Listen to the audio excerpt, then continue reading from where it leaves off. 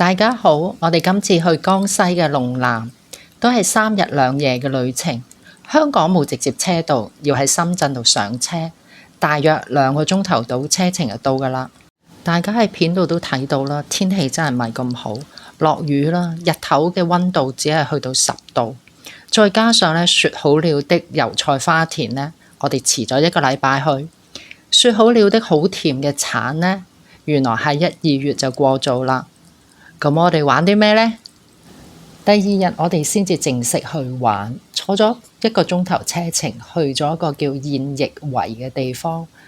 咁你可以當呢度好似一個細少少嘅土樓咁樣啦。咁佢係有3層嘅，最頂嗰層呢都係間咗好多房嘅，但係就唔係住嘅，係主要係擺糧食嘅。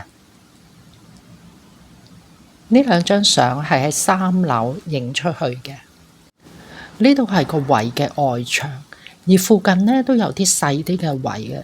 呢一個呢係改建咗做民宿，而附近呢其實仲有好多人喺度住嘅。呢杯係加咗酒嘅咖啡，咁當然啦冇瑞幸之前嘅醬香咖啡咁好飲啦。同埋我喺途中都發現佢哋有好多賣酒嘅地方。夜晚我哋就去咗黃道生騎樓街，咁唔知係咪落雨，好多鋪都冇開。感覺上龍南嘅民風都好樸素嘅，唔知係咪因為旅遊業仲係新咯？我哋無論問路、食嘢、買嘢，啲人都會好詳細咁解釋俾我哋聽，好熱情。第3日啦，我哋去咗古城牆。佢嗰度嘅古城牆咧分咗好多段嘅，咁我哋只係行咗其中1段。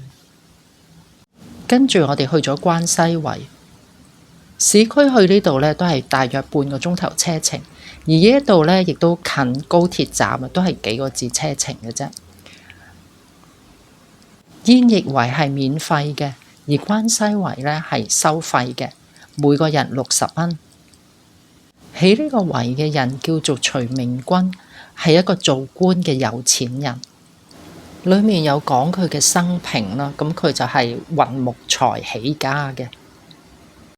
佢哋做到好似一個展館咁，將當時人嘅生活重塑翻出嚟，展現俾我哋睇。呢個應該係防衛用嘅塔。呢度佔地係好大嘅。咁終於俾我見到花啦。最初揀龍南係因為坐半個鐘頭車程到咧，就見到油菜花田。咁龍南離香港又唔係遠，咁其實如果大家較啱時間係可以嚟嘅。講到食，呢條係草魚，即係我哋嘅鯇魚，好鮮甜，顛覆咗我對鯇魚嘅認知。